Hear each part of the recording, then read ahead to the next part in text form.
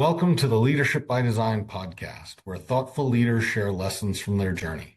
I'm Dave Adams, founder of the Business Freedom Group. Today we have Russell Pontone from the Pitch Genius. Welcome, Russell, and I'd love to start off with you telling our audience a little bit about yourself, your company, what you do, and how you got to where you are. Hi, Dave. Pleasure to be with you today. My company is Pitch Genius AI. And we are a specific sales closing platform that we're really building the layer for pre-call buyer intelligence, which is something that's very lacking in understanding of how to build successful sales teams. One of our most specific issues that we deal with is, in the rise of AI, how does that really help or even solve problems for a lot of sales teams? And what we don't really deal with is, driving pipelines, getting people to calls and stuff like that. We focus specifically with our AI to enhance the ability for the sales rep to understand who they're talking to before they ever speak with them. And we do that in a couple of ways. We create psychological profiles based on DISC and Ocean, and we create for each individual lead. And once you understand what the profile is, then our AI rewrites your sales scripts, your emails, or even DMs or texts into the matching sales technique that resonates best with them. So the rep doesn't go in there guessing of, how should I do this? We do this for a very good reason. In my sales experience, you always get into a sales team and one sales team or another say, well, here's our script. We spent a lot of money on it. Do it like this way. And, most sales techniques are very effective in and of themselves, like in a vacuum, but they're not effective when you compare it to different kind of personality types. And that's the thing that we really found is the difference. So what we're doing is we're matching the personality type with the sales technique that's statistically resonates best with them. And so when your sales rep starts speaking, it immediately resonates with that buyer within the first 8 seconds, because basically you're mimicking the language and the word structure that's already going on inside their minds. So it builds that, that bridge of trust quicker than anything else. I can see you're a sales professional. You've been doing this for a long time. There's so much media stuff that goes on now about AI replacing humans. So I'd love to hear your model is about AI making the human more effective. Yeah, our motto is AI for human enhancement, not to replace it. So we've specifically created our AI to make the human better, be able to communicate better.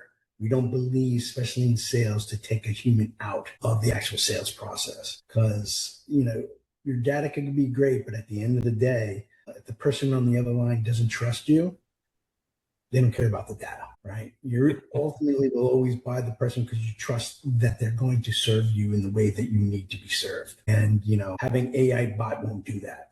It will work, on certain, perhaps maybe, B2C sales and stuff like that. You can't be ignorant that it will get better and stuff like that as they're doing a lot of these clones and stuff. But when you're really talking about doing business with someone that, listen, this is going to be an enterprise structure. I got to create a relationship with this person because it's more than just, I'm going to speak to you once, but, and goodbye, but I'm going to build a relationship with you. I'm going to build, your customer service. I'm going to try to introduce to you new products as we come out to help enhance our relationship. You have to have that human connection, Oh, please. Think of, that first sales call, very much like going on a blind date that your friend set you up on. And if you've ever been on a blind date, the first thing, I've always asked a friend is, well, what are they like? Mm-hmm. Why do you ask that question? Because you want to know what their personality is like. You want to know how to behave. First, make that first impression that you're going to win some brownie points. Mm-hmm. And in a very small way, this is kind of like what we're doing, by giving you that inside information of how the person really thinks, feels, and decides before you ever speak to them. So when you, sit there in the first 8 seconds, because psychologically speaking, our minds will subjectively pretty much decide whether or not to trust an individual in those first 8 seconds of listening to them at the first time. So that's just a subconscious barrier that it works with all human beings. And so what we're using our AI for is to give the sales representative the advantage to break that trust barrier in the first 8 seconds. coming back to kind of the leadership theme, which is the theme of the podcast, it sounds like you're really helping from your sales knowledge, your sales leadership experience, you're helping salespeople up their game, up their percentage, right? And you're doing that as an assistance tool. And, you mentioned that it's probably more on the B2B side than the B2C side, because that's where you're looking to develop those long-term relationships, where the relationship is going to be more long-lived, like you said, rather than just, one transaction and out. If you are a sales leader, or have been in a sales team, salespeople are not like most people. They are really the backbone of every business. And most sales reps, they don't come from a higher education. They are the real middle class of the United States. And as we see things develop, there's a great divide between we're losing that middle class. And with the salesperson, every single time they make a closed deal, that's one building block into the life they're trying to build for themselves and their loved ones. So more is really at stake, because it's a lot of times it's commission driven. And when you're talking about leadership, especially when you're leading leadership teams, and of course you have to make your revenue and your quotas and stuff as a leader. That's your responsibility. But for your actual people that you're leading, when you can tell them, I'm giving you a tool that will help you close and not give you an actual rah-rah speech. You know what I mean? Where it's going to pilot you through there, gives you the confidence, it gives you the support. And what's the biggest thing is most scaling teams, sales teams go, the reality of our marketplace now is more and more sales reps are working remotely. So we no longer have this, I can come in as a new sales rep and I can sit behind some, like guys that have been there 15 years and I can learn by just listening to them and stuff like that. Most of their instruction will come on a group web, meeting where they're hearing a speech. And then other times maybe you might get maybe once a month, like a review of your deals and stuff like that. But you don't have something inside of every single deal that's helping you get to your goal. And that's the thing that we're trying to really sell for, is really creating a tool that allows salespeople to build the life that they're trying to build for not only themselves, for the legacy of their children, of their families. The truth is that like any business, it's so important. Without sales, you don't have a business. Right. That's the source of your revenue. Your customers are your revenue, and the people who get your customers are your sales force. And even when talking about the solopreneur, there's so many people now saying, I'm actually losing my job to AI, or there's more entry-level jobs. They're finding that they have to scramble to, I have to actually start a business myself. And even more importantly, as a startup, you're trying to start a business or a startup founder, or whatever it is, your customers are your lifeline, or your business is going to fail. So here's a tool, and it's a very big difference from just pipeline. A pipeline is, we have $45 million in our pipeline. That doesn't mean you have $45 million in sales. Right. It means what you can close, of what that potential could be. And, the reality is, even with all these pipelines and tools and technology, still Gartner has released a report saying most companies or individuals don't close over 20%. It's been like that for decades. And this is the thing that we're trying to change, right? And most sales teams are saying, okay, we have to do more revenue. Okay, so we have to scale the team bigger. You know what I mean? Because we're still at 20% close rate. So we need more pipeline, more cost of customer acquisition, more bloat and stuff to get to those revenue numbers. So we're even trying to help leaders inside of businesses. Hey, wait a minute. If we increase our sales closing percentage, our CAC goes down. That's right. Money. That's actual money that you keep, not just the money that you're making, right? And all your people perform better. And so you don't actually have to then even spend more on labor. Because to scale, you don't have to bring on more salespeople. You don't have to train more people. You don't have to go through the hiring and firing processes that are involved in it. That's why when you focus specifically on the ability to close, you know what I mean, at scale, like getting a proper AI tool that doesn't remove the salesperson, but in a way that I would like to call make them bionic in their ability to communicate. Right. I mean, that's what we solve for. I love how you tied it back to sort of middle-class values and the motivation of the person. Do you find that sales leaders especially, but also company leaders, are they open to this type of message, or do some of them sort of have an AI allergy, or what sort of trends are you seeing in the reactions you're getting?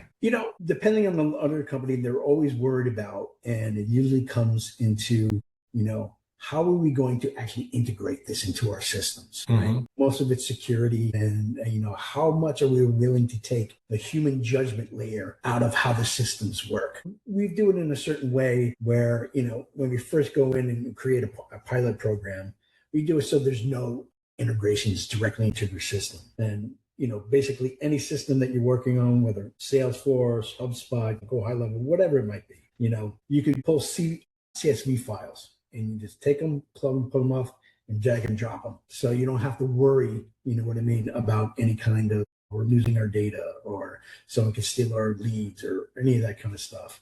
Mm-hmm. When we first introduce the program. And we just do, hey, we're going to do a 3-month thing.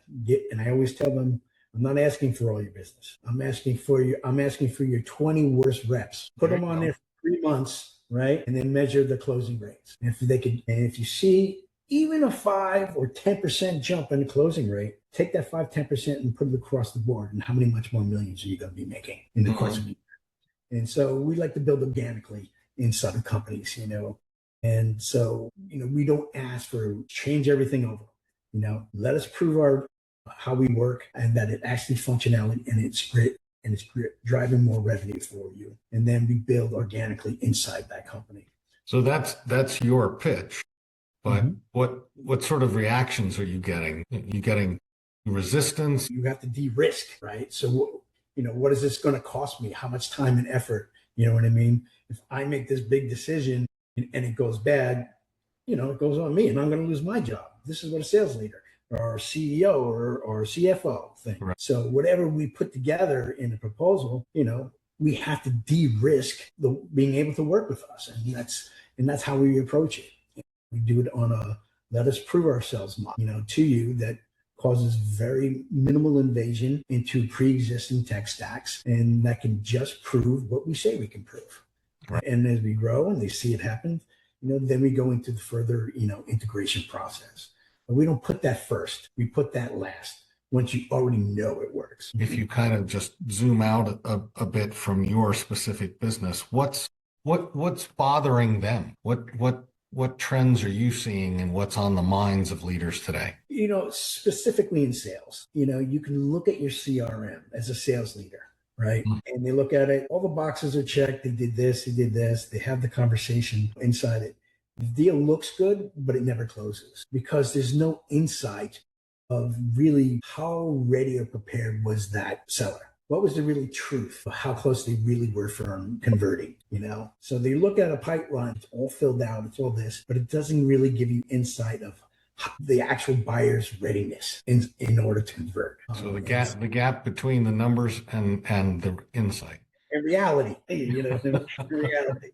So, that's the biggest thing because, 89% of all companies don't hit their annual quota. Sales leaders, their biggest thing is I have to make accurate projections and be able to back them up. And, you have so many tools that give you all this insight and data, you know what I mean? But it doesn't really give you insight and data into the actual buyer, you know what I mean, of where they really are. A lot of times, one of the biggest problems for a lot of salespeople that I get back to them, they say, I spend at least 4 hours of my day, just updating the CRM rather than out there selling. Right. And when you understand that, you have to also read behind the lines that how much are they quickly just trying to get through all of that and how accurate the input is going into the CRM. So like any system, garbage in, garbage out. It's as simple as that. So, that's some of the things that a lot of leaders have been telling me that they've been struggling with. And, it's still about being able to make accurate forecasting. Okay. And in your own leadership journey over time, how have you kept growing, not gotten stale, sort of stuck in one mindset? What have you done to keep yourself fresh? Probably the biggest change for me as a leader is learning not to be responsible for everything and trying to micromanage everything and feeling that I need to be in every part of the decision-making process. And I've learned basically if you can build a system where your employees can thrive without you being there, then you've actually created a successful business. There we go. And so that's really what it's about. It's putting in systems where your employees can thrive and you're able to hand off, let people take ownership of a decision, you know what I mean, without fear. Of course, when things go wrong, they go wrong, but it's how do you fix it? That's when you really come in and say, all right, it went wrong. You really need to come in there, guide that person. All right, let's see how we're going to pivot to fix this. But you don't need to be there. You have your meeting. These are the issues. You assign tasks and ownership to the different people and let them run. Cool. What piece of advice would you give growing leaders as an actionable step to take in the next 90 days? What would you say, what stage of their leadership are they in? Let's say, 30 to 40 years old, mid development. So it's like mid-manager. One of the biggest things, if I can go back, and if it's understanding the interview process of actually hiring individuals becomes more crucial than anything else. And it's making sure you're bringing in the right person. And sometimes the right person is not the one with all the big giant fat resumes. Does this person have a teachable heart, right? Are they willing to learn more than they are actually have the skills to? Because you can teach anybody a skill, right? But you can't teach people if they're willing to learn. If they're set into a certain mind that I know better or this and stuff like that, even though they have all the degrees in the world, that might be your worst employee. So I would say the most important advice is really learn and study about different interview techniques and what is the actual character you're looking for. Hire for character rather than necessarily skill. That would be my biggest advice. Your business is about AI, yet we spent most of the time talking about the human side, how to support it, grow it, nurture it, how to find it. So it was a real pleasure, and to our listeners, thanks again for tuning in to Leadership by Design to keep your thinking fresh with lessons from thoughtful leaders like Russell. We'll see you next time. Thank you.